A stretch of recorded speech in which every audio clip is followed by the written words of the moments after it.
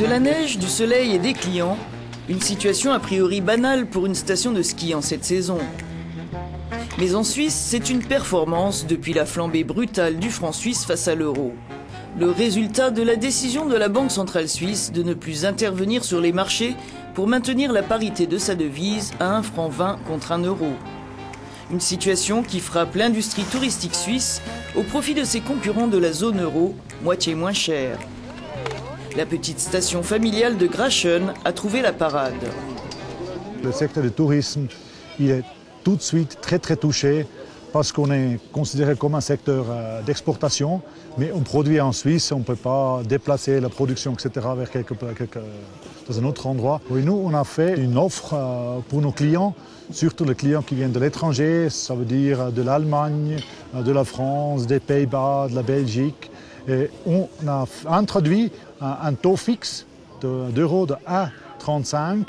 On n'a pas eu de l'annulation. Au contraire, maintenant, pour la période de fin saison, pour Pâques, on a vraiment une bonne situation de réservation et les gens en profitent et puis les gens arrivent. Une initiative lancée en 2011 et à laquelle participent une centaine d'opérateurs de la station.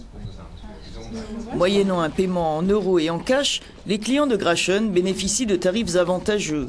Et les commerçants disposent de réserves en euros qui peuvent les aider à financer une partie de leurs investissements. Ce qui a permis à cet hôtel d'effectuer à moindre coût une partie des achats nécessaires à des travaux de rénovation.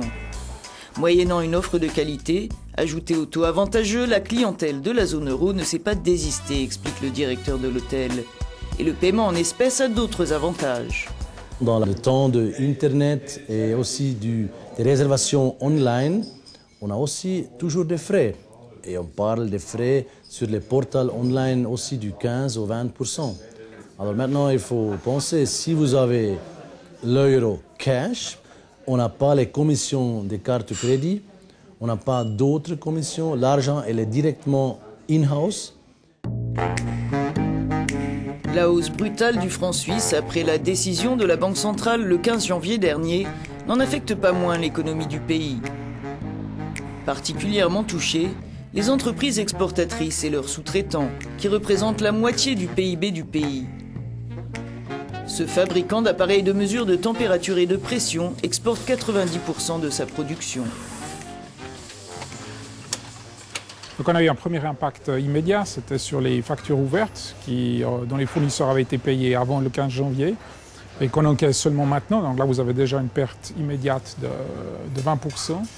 Et puis ensuite, à plus long terme, on a dû prendre des mesures aussi rapides pour être concurrentiels avec nos amis français ou allemands qui sont devenus immédiatement 20% meilleur marché que nous, ce qui fait qu'on a dû immédiatement baisser l'ensemble de nos prix.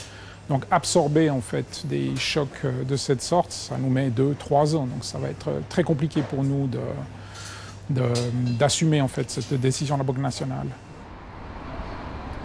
Les instituts de conjoncture suisses ont divisé par 4 leurs prévisions de croissance pour 2015. Et nombre d'entreprises craignent de devoir renoncer à leurs projets de développement.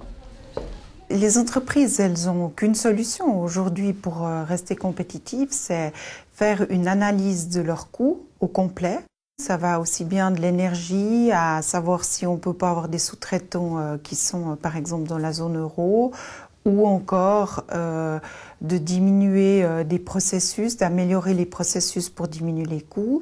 Et puis, il y a la réflexion aussi sur la politique salariale. Il y a eu des réflexions. Est-ce qu'on gèle les augmentations de salaire? Ça peut être des discussions de ce type-là, ou bien diminuer des prestations qui sont offertes aux collaborateurs. Baisse de salaire, suppression de bonus, voire paiement en euros pour les travailleurs transfrontaliers sont autant de mesures à l'étude dans les entreprises. La liste de celles qui ont franchi le pas s'allonge de jour en jour, nous dit-on à l'UNIA, le plus grand syndicat du pays.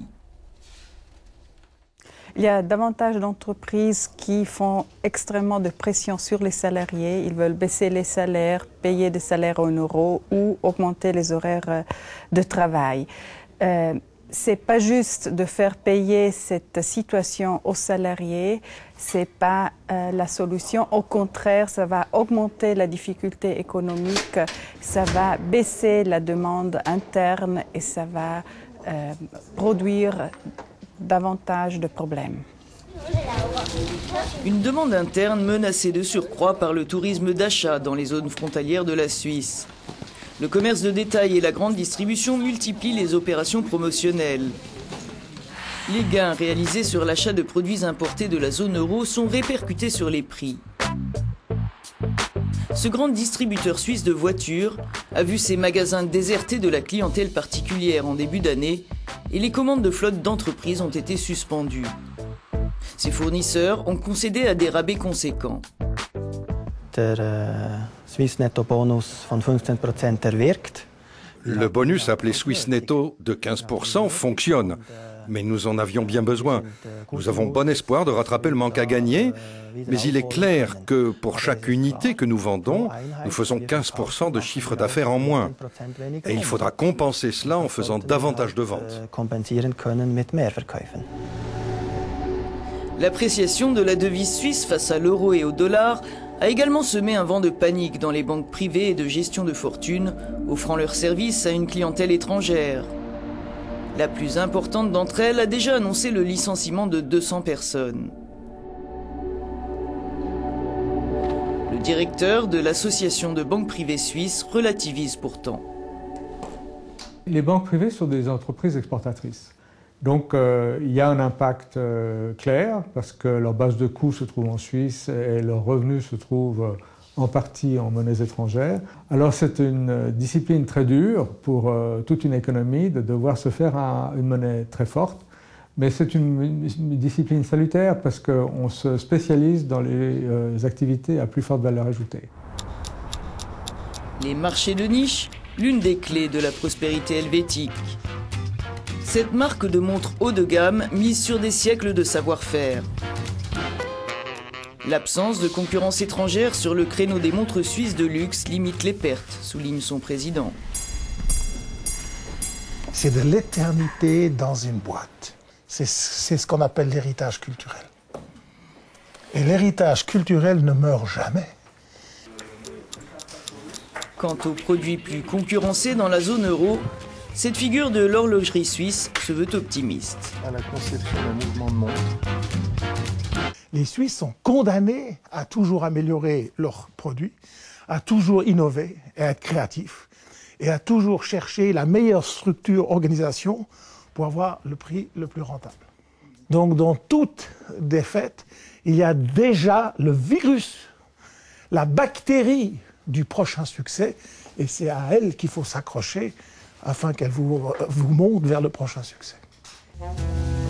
Autre lueur d'espoir pour les milieux économiques suisses, les mesures annoncées par la Banque centrale européenne pour relancer la croissance dans la zone euro, ce qui pourrait par ricochet bénéficier aussi aux exportateurs helvètes.